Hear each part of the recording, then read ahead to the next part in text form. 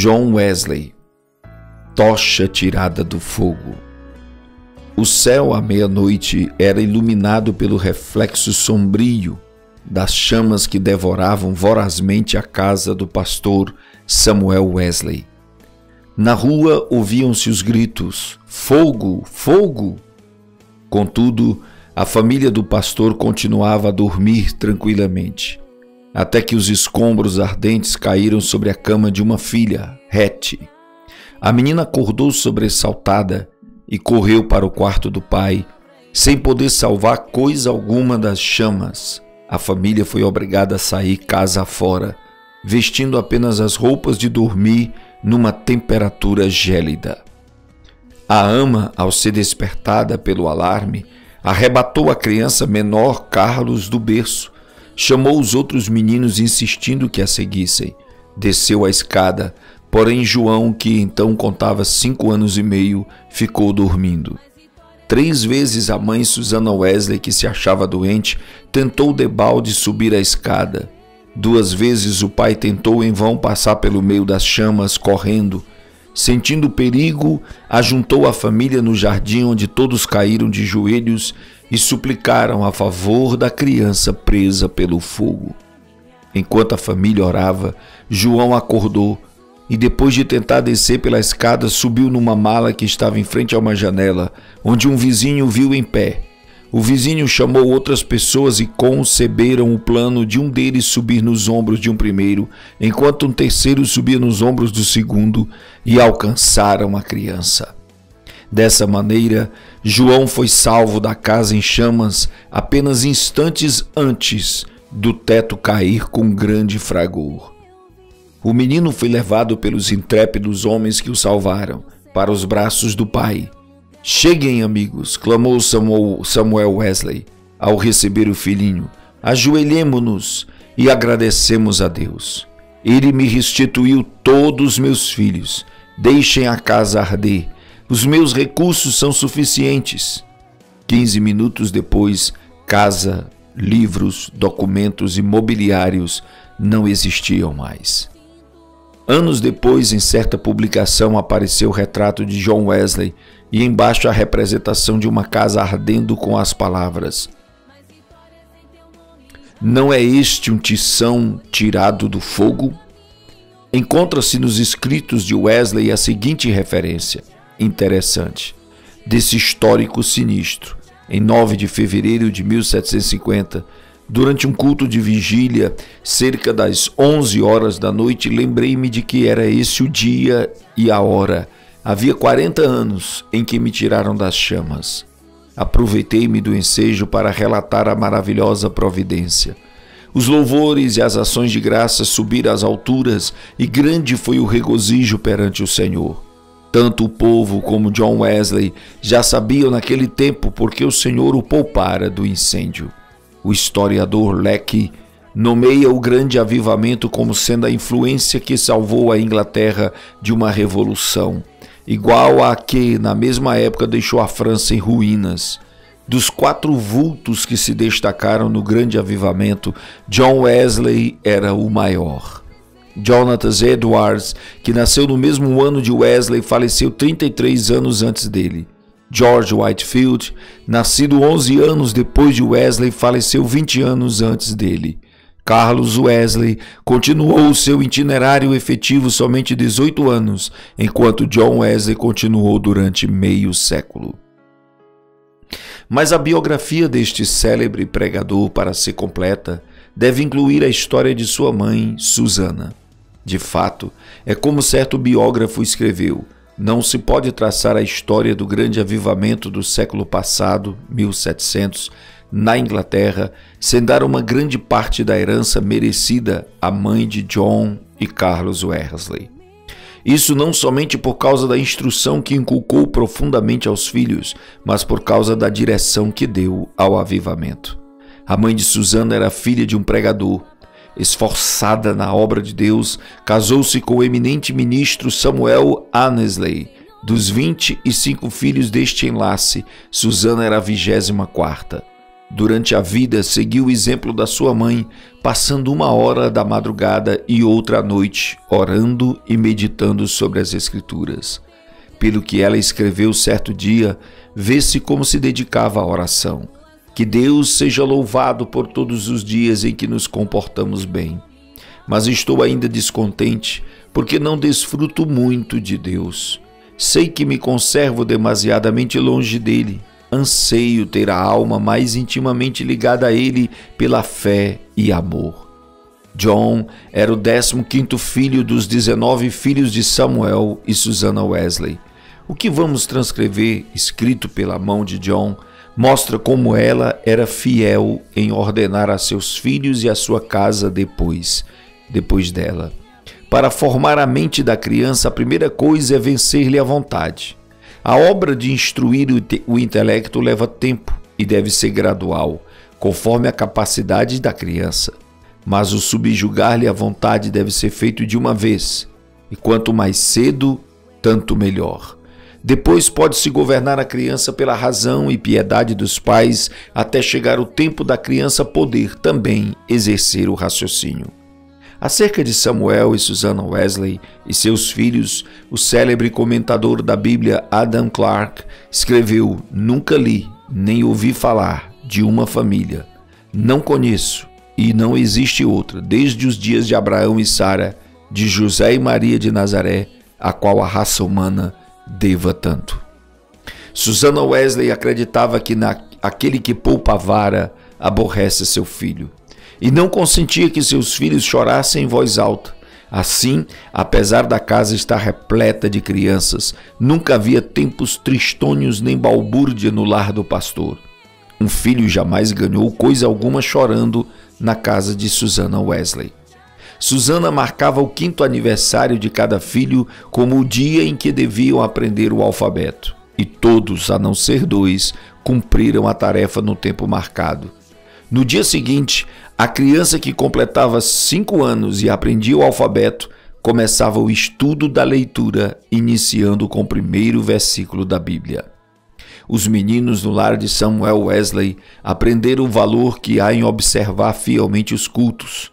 Não há em outras histórias fatos tão profundos e atraentes como o que consta acerca dos filhos de Samuel e Susanna Wesley, pois antes de saberem ajoelhar-se ou falar, eram instruídos a dar graças pelo alimento por meio de acenos apropriados. Logo que aprendiam a falar, repetiam a oração dominical de manhã e à noite, e eram ensinados também a acrescentar outros pedidos, conforme o seu desejo. Ao chegarem à idade própria, um dia da semana era designado a cada filho para conversar sobre as dúvidas e dificuldades. Na lista, aparecem os nomes de John para a quarta-feira e de Charles para o sábado. E para os filhos, o dia de cada um tornou-se precioso e memorável. É comovente ler o que John Wesley, 20 anos depois de sair da casa paterna, disse à sua mãe: "Em muitas coisas a senhora tem intercedido por mim e tem prevalecido. Quem sabe se agora também, na intercessão para que eu renuncie inteiramente o mundo, terá bom êxito. Sem dúvida será tão eficaz para corrigir o meu coração como era então para formar o meu caráter." Depois do espetacular salvamento de João do incêndio, sua mãe, profundamente convencida de que Deus tinha grandes planos para seu filho, resolveu firmemente criá-lo para servir e ser útil na obra de Cristo. Susanna escreveu estas palavras nas suas meditações particulares: "Senhor, esforça-me-ei mais definitivamente em prol desta criança, a qual salvaste tão misericordiosamente. Procurarei transmitir-lhe fielmente ao coração os princípios da tua religião e virtude. Senhor, dá-me a graça necessária para fazer isto sincera e sabiamente, e abençoa os meus esforços com grande êxito." Ela era tão fiel em cumprir sua resolução que John foi admitido a participar da ceia do Senhor com a idade de 8 anos. Nunca se omitia o culto doméstico do programa do dia no lar de Samuel Wesley. Fosse qual fosse a ocupação dos membros da família ou dos criados, todos se reuniam para adorar a Deus. Na ausência do marido, Susana, com o coração aceso pelo fogo dos céus, dirigia os cultos. Conta-se que certa vez, quando ele prolongou a ausência mais do que de costume, 30 e 40 pessoas assistiram aos cultos no lar dos Wesley, e a fome pela palavra de Deus aumentou, a ponto da casa ficar repleta das pessoas da vizinhança que assistiam aos cultos. A família do pastor Samuel Wesley vivia rodeada de pobreza, mas pela influência do Duque de Buckingham, conseguiram um lugar para John na Charterhouse, em Londres. Assim, o menino, antes de completar 11 anos, deixou a atmosfera fragrante de oração ardente para enfrentar as porfias de uma escola pública. Contudo, não cedeu ao ambiente de pecado de que estava rodeado. Conservava também as suas forças físicas, obedecendo fielmente o conselho de seu pai, que corresse 3 vezes de madrugada em redor do grande jardim de Charterhouse. Tomou como regra na sua vida, dali em diante, manter o vigor do corpo. Aos 80 anos, apesar de seu físico franzino, considerava coisa insignificante andar de pé 1,5 léguas para pregar. Conta-se um exemplo da influência que John exercia sobre seus colegas de Charterhouse. Certo dia, o porteiro sentiu falta dos meninos no terraço de recreio e foi achá-los em uma das salas, congregados em redor de John. Este contava-lhes histórias instrutivas, as quais atraíam mais do que o recreio. Acerca deste tempo, John Wesley escreveu: Eu participava de várias coisas que reconhecia como sendo pecado, embora não fossem escandalosas aos olhos do mundo. Contudo, continuei a ler as Escrituras e a orar de manhã e à noite. Baseava a minha salvação sobre os seguintes pontos. Primeiro, não me considerava tão perverso como o próximo. 2. Conservava a inclinação de ser religioso. 3. Lia a Bíblia, assistia aos cultos e fazia oração. Depois de estudar 6 anos na Charterhouse, Wesley cursou em Oxford, tornando-se proficiente no latim, grego, hebraico e francês. Mas seu interesse principal não era o intelecto. Sobre esse assunto ele escreveu: Comecei a reconhecer que a religião verdadeira tem a sua fonte no coração. Reservei 2 horas, todos os dias, para ficar sozinho com Deus. Participava da ceia do Senhor de 8 em 8 dias. Guardei-me de todo o pecado, quer de palavras, quer de atos. Assim, na base das boas obras que praticava, eu me considerava um bom crente. John se esforçava para levantar-se todos os dias às 4 horas.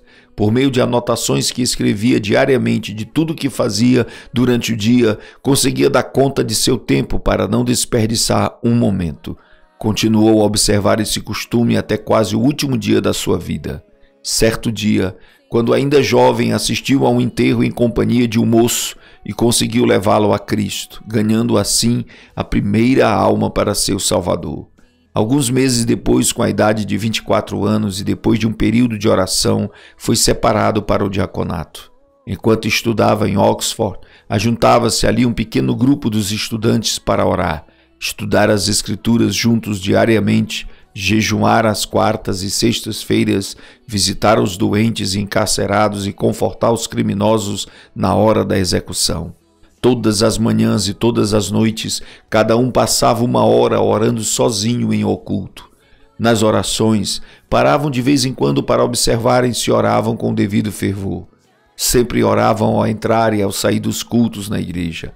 3 dos membros desse grupo mais tarde tornaram-se famosos entre os crentes. John Wesley, que talvez tenha feito mais que qualquer outro para aprofundar a vida espiritual não somente de então, mas também de nosso tempo. Charles Wesley, que chegou a ser um dos mais espirituais e famosos escritores de hinos evangélicos, e George Whitefield, que se tornou o comovente pregador ao ar livre. Naquele tempo sentia-se a influência de John Wesley em muitas partes das Américas e hoje ainda é sentida. Contudo, passou menos que 2 anos neste continente, e isto durante o período da sua vida quando se achava perturbado por causa de dúvidas. Aceitou a chamada para pregar o evangelho aos silvícolas na colônia de Geórgia, desejo de ganhar sua salvação por meio de boas obras. Pensou que vaidade e ostentação mundana não se encontrariam nas matas da América. Como era característico em sua vida, a bordo do navio em viagem à América do Norte, observava com outros de seu grupo um programa para não desperdiçar um momento durante o dia. Levantava-se às 4 horas e deitava-se depois das 21. As primeiras 3 horas do dia eram dedicadas à oração e estudo das Escrituras. Depois de cumprir tudo o que estava escrito no programa do dia, o cansaço era tanto que, não obstante o bramido do mar e o balanço do navio, dormiam sem perturbação, deitados sobre um cobertor estendido no convés.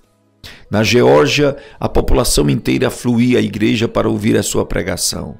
A influência de seus sermões foi tal que, depois de 10 dias, uma sala de baile ficou quase inteiramente abandonada, enquanto a igreja se enchia de pessoas que oravam e eram salvas.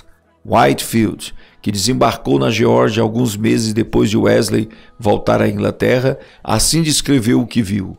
O êxito de John Wesley na América é indizível. Seu nome é precioso entre o povo, onde lançou os alicerces que nem os homens, nem os demônios podem abalar. Oh, que eu possa segui-lo como ele seguiu a Cristo. Contudo, a Wesley faltava uma coisa muito importante. Conforme se vê pelos acontecimentos que o levaram a sair da Geórgia, como ele mesmo escreveu. Faz 2 anos e quase 4 meses que deixei a minha terra natal para pregar Cristo aos índios da Geórgia. Entretanto, o que cheguei eu a saber? Ora, vim a saber que eu menos esperava. Fui à América para converter outros, mas nunca fora realmente convertido a Deus. Depois de voltar à Inglaterra, John Wesley começou a servir a Deus com a fé de um filho e não mais com a fé de um simples servo. Acerca deste assunto, eis que o que ele escreveu.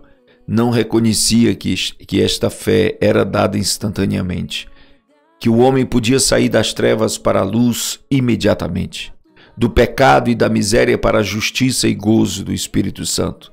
Examinei de novo as Escrituras sobre este ponto, especialmente Atos dos Apóstolos. Fiquei grandemente surpreendido ao ver quase que somente conversões instantâneas, quase nenhuma tão demorada como a de Saulo de Tarso.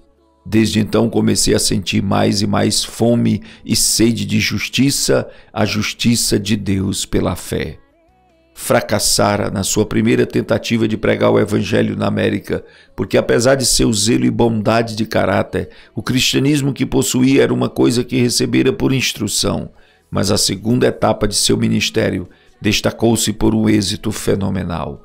E porque o fogo de Deus ardia na sua alma, chegara a ter contato direto com Deus por uma experiência pessoal. Relatamos aqui com suas próprias palavras a sua experiência na qual o Espírito testificou ao seu espírito que era filho de Deus. Essa experiência transformou completamente a sua vida. Eram quase 5 horas. Hoje, quando abri o Novo Testamento e encontrei estas palavras, Ele nos tem dado grandíssimas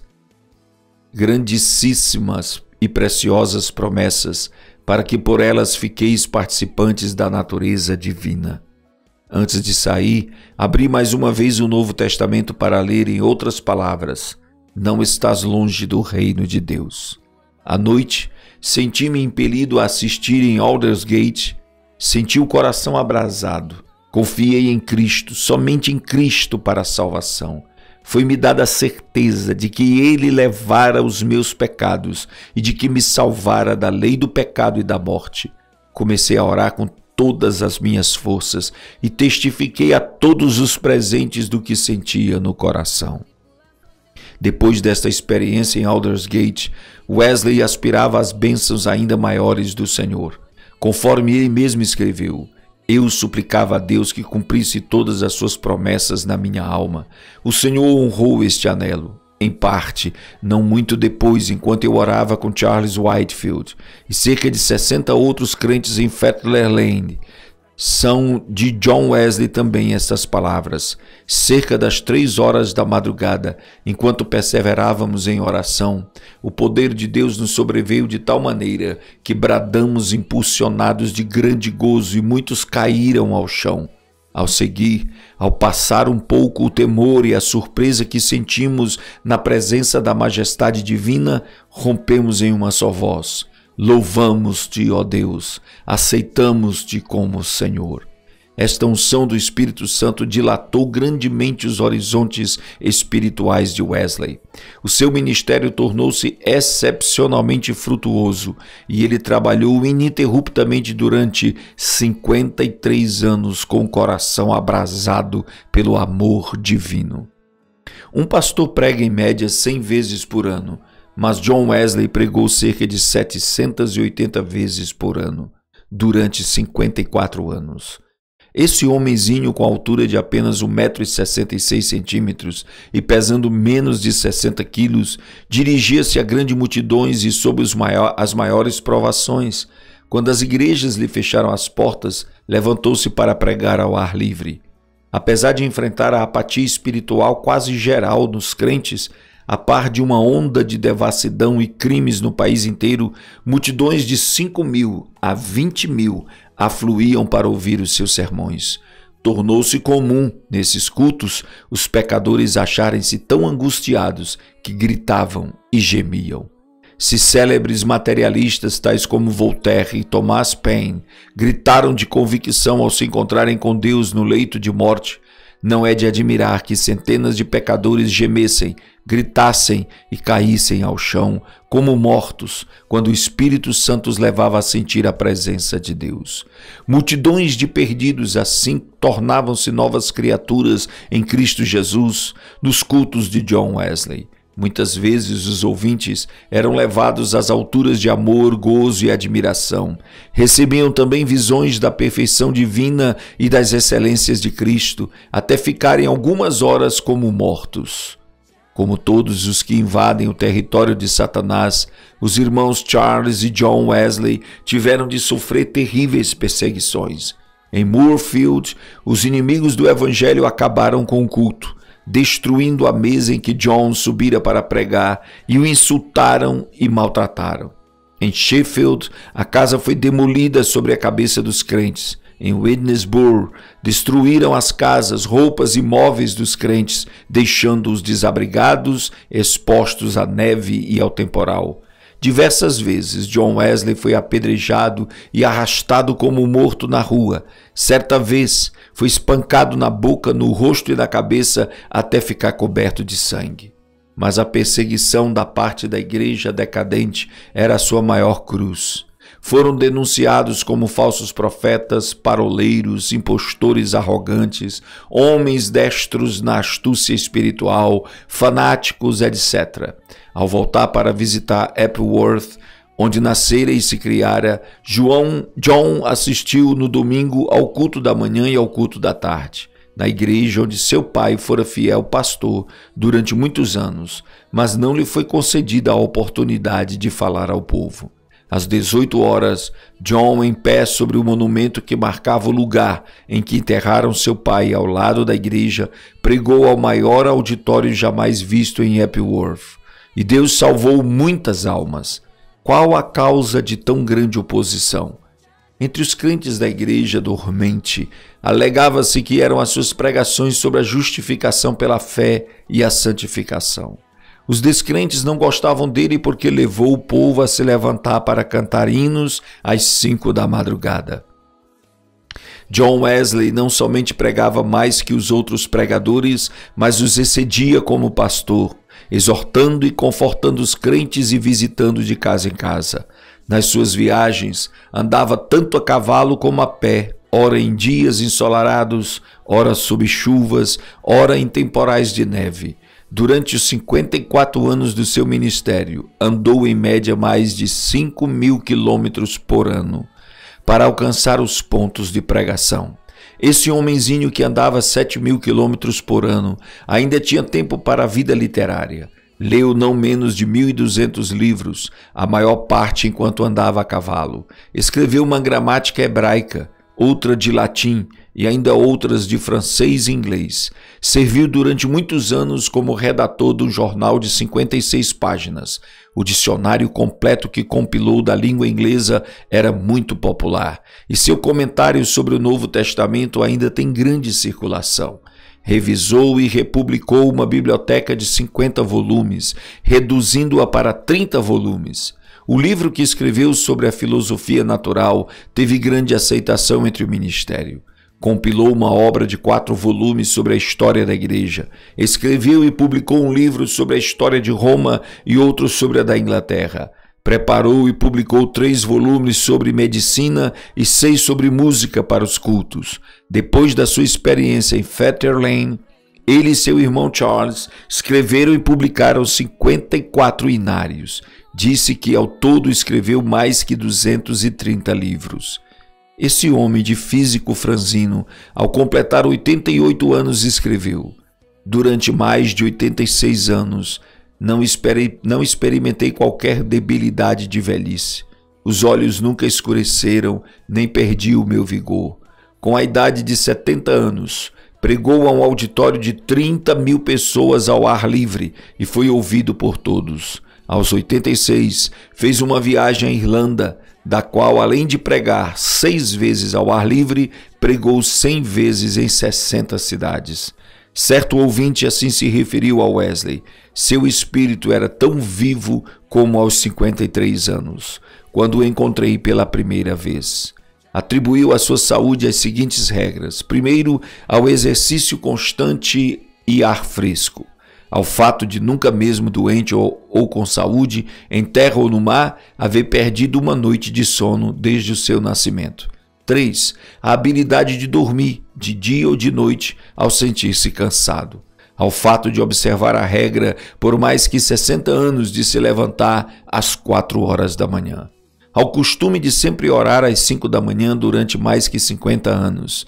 Ao fato de que quase nunca sofrer de dor, desânimo ou cuidado durante a vida inteira.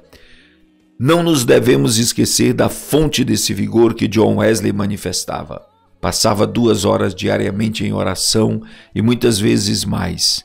Iniciava o dia às 4 horas, certo crente que o conhecia intimamente, assim escreveu acerca dele.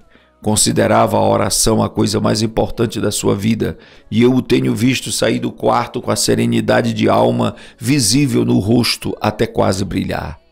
A qualquer história da vida de John Wesley faltará o ponto principal, se não fizer menção dos cultos de vigília que se realizavam uma vez por mês entre os crentes. Esses cultos se iniciavam às 20 horas e continuavam até depois da meia-noite, ou até cair o Espírito Santo sobre eles. Baseavam tais cultos sobre as referências do Novo Testamento de noites inteiras passadas em oração. Foi assim que alguém se referiu ao sucesso. Explica-se o poder de Wesley pelo fato de ele ser homo unius libri, isto é, um homem de um livro, e esse livro é a Bíblia. Pouco antes da sua morte escreveu: hoje passamos o dia em jejum e oração para que Deus alargasse a sua obra. Só encerramos depois de uma noite de vigília, na qual o coração de muitos irmãos foi grandemente confortado. No seu diário, John Wesley escreveu, entre outras coisas, sobre oração e jejum, o seguinte: enquanto cursava em Oxford, jejuávamos às quartas e às sextas, como faziam os crentes primitivos em todos os lugares. Escreveu Epifânio: quem não sabe o que o jejum das quartas e das sextas é observado pelos crentes do mundo inteiro? Wesley continuou: não sei por que eles guardavam esses 2 dias, mas é boa a regra. Se lhes servia também, me serve. Contudo, não quero dar a entender que o único tempo de jejuar seja esses 2 dias da semana, porque muitas vezes é necessário jejuar mais do que 2 dias. É necessário permanecer sozinho e na presença de Deus, enquanto jejuamos e oramos para que Deus possa mostrar-nos a sua vontade e dar-nos direção. Nos dias de jejum devemos afastar-nos o mais possível de todo serviço, de fazer visita, das diversões, apesar destas coisas serem lícitas em outras ocasiões. Seu gozo em pregar ao ar livre não diminuiu na velhice. Em 7 de outubro de 1790, pregou pela última vez fora de casa sobre o texto: O reino de Deus está próximo, arrependei-vos e crede no Evangelho. A palavra manifestou-se com grande poder e as lágrimas do povo corriam em torrentes. Um por um, seus fiéis companheiros de luta, inclusive sua esposa, foram chamados para o descanso. Mas John Wesley continuava a trabalhar. Com a idade de 85 anos, meu irmão Charles foi chamado pelo Senhor e John sentou-se perante a multidão, cobrindo o rosto com as mãos para esconder as lágrimas que lhe corriam pelas faces. Seu irmão, a quem amava tanto, durante tão longo tempo, partira e ele agora tinha de trabalhar sozinho. Em 2 de março de 1791, com a idade de quase 88 anos, completou a sua carreira terrestre. Durante toda a noite anterior não cessaram em seus lábios o louvor e a adoração, pronunciando estas palavras: as nuvens destilam a gordura. Sua alma saltou de alegria com a antecipação das glórias do lar eterno e exclamou: o melhor de tudo é que Deus está conosco. Então, levantando a mão como se fosse o sinal da vitória, novamente repetiu: o melhor de tudo é que Deus está conosco. Às 10 horas da manhã, enquanto os crentes rodeavam o leito em oração, ele disse adeus, e assim passou para a presença do Senhor. Um crente que assistiu à sua morte assim relatou o ato: a presença divina pairava sobre todos nós. Não existem palavras para descrever o que vimos no seu semblante. Quanto mais o fitávamos, tanto mais víamos parte dos indizíveis céus. Calcula-se que 10.000 pessoas em desfile passaram diante do ataúde para ver o rosto que ainda retinha um sorriso celestial. Por causa das grandes massas que afluíram para honrá-lo, foi necessário enterrá-lo às 5 horas da manhã. John Wesley nasceu e criou-se em um lar onde não havia abundância de pão. Com a venda dos livros de sua autoria, ganhou uma fortuna, com a qual contribuía para a causa de Cristo. Ao falecer, deixou no mundo 2 colheres, uma chaleira de prata, um casaco velho, e dezenas de milhares de almas, salvas em épocas de grande decadência espiritual.